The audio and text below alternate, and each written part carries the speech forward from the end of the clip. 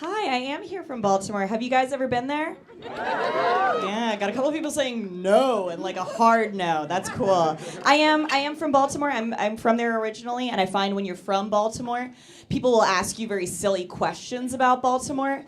One of my favorites, Baltimore, is it like The Wire? I'm like, oh, thank you for asking me, a person who would definitely know.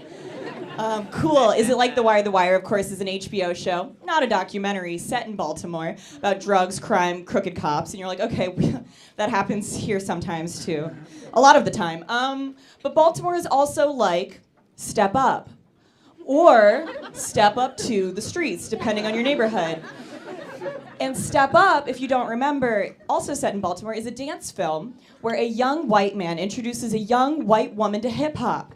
And that's something that happens in Baltimore every day. So it's actually really serious out here. It's cool. I was raised in Baltimore. I was raised very religious. So for me, part of what that meant is that I did not have sex for the first time until I was about 19. And when I did, I had not watched porn because I, again, was very religious. So that means that up until then, the only time I had seen a penis was in a biology textbook. And they are just so different when they're not cut in half. It's like, what am I looking at here? Where is your Cowper's gland? I don't... Vas deferens. Ooh, okay. It was fine. It was fine. It's been cool. I did have a breakup a little while ago. Which is tough, right? A breakup can be tough, but it brings you back to yourself a little bit. Like, I realized during the course of my breakup and then subsequent after the breakup that my biggest fear is being alone. Thank you. Hold your applause. I'm just very brave right now. It's brave of me to say that. That's what being brave is. My biggest fear is being alone. My second biggest fear is getting possessed by demons. And that used to be number one. So in some ways this is progress because now I'm afraid of something that's real and currently happening.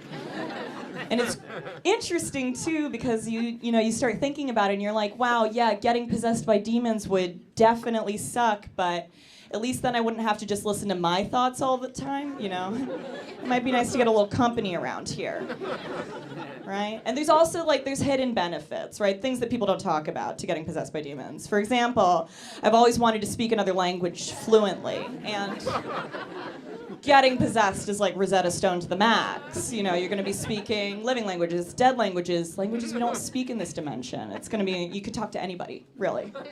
And then I've also wanted to be more athletic, and what's more athletic than doing backflips on the ceiling? So I feel like I could really impress a date. They'd be like, wow, I wish your head would stop spinning around, but that form is impeccable. So this is really cool.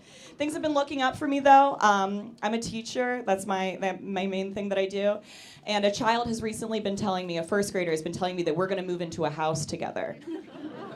Which is interesting, because on one hand, I don't know what he thinks the relationship is going to be. I don't know if he thinks that we're going to get married, if I'm just going to be his teacher who lives in his house. But on the other hand, he is trying to provide for me more than any man I've ever dated, so that's kind of cool. He's told me it's going to be a fancy house. He's also told me it's going to be a series of tunnels underneath the school, so I guess we're just going to have to wait and see. I've been Elizabeth Norman. Thank you so much.